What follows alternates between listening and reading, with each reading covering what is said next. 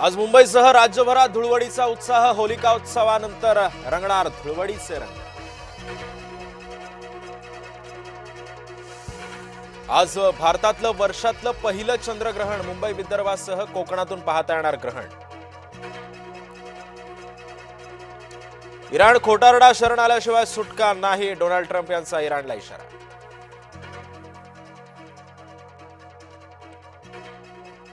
Iran 4 आठवड्यामध्ये गुडघे टेकेल. Donald Trump यांचा धाडसी दावा.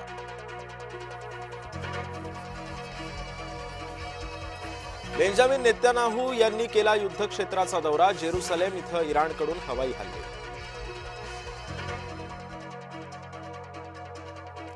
इस्रायलचे पंतप्रधान नेतन्याहूंनी मानले भारताचे आभार. आव्हानात्मक दिवसामध्ये पाठीशी उभं राहिल्याबद्दल आभार मानत मैत्रीचा नवा आदर्श जगासमोर ठेवल्याचंही केलं नमूद.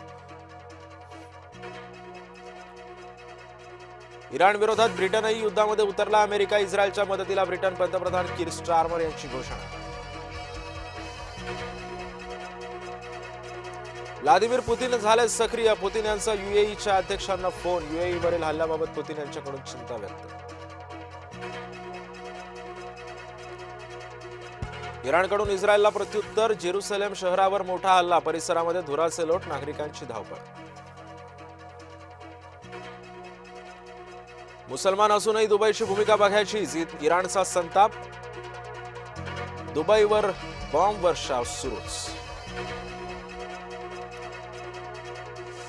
ठाण्यातील नागरिक दुबईमध्ये अडकले. उपमुख्यमंत्री एकनाथ शिंदे यांनी साधला नागरिकांशी संवाद.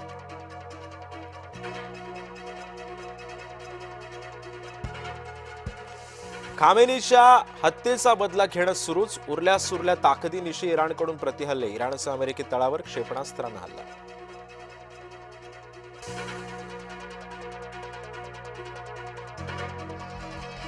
अमेरिकेचा इराणी नौदलावरती तिखट मारा. इराणी नौदलाचं मुख्यालय उद्ध्वस्त. 9 युद्धनौका सुद्धा बुडावल्याचा दावा.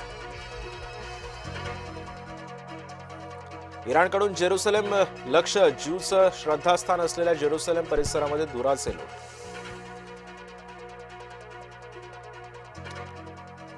अभिनेत्री नोरा फतेहीचा भावुक व्हिडिओ. युद्धाच्या स्थितीबाबत नोरानं व्यक्त केली चिंता. महाराष्ट्र एटीएसची मोठी कारवाई. आयसिसच्या संबंधित संशयातून गोवंडी कुर्ल्यामध्ये मोठी कारवाई. दहशतवाद्यांना समर्थन दिल्याचा काही जणांवर संशय. स्फोटामध्ये जखमी झालेल्यांची मुख्यमंत्री फडणवीसांकडून विचारपूस. दोषींवर कारवाई करण्याचा मुख्यमंत्र्यांचा इशारा. लोकायुक्तांकडून धनंजय मुंडेंना पुन्हा दिलासा. मुंडेंवर कृषी साहित्य खरेदी घोटाळ्याचे आरोप. दमानियांचे आरोप लोकायुक्तांनी फेटाळून लावले.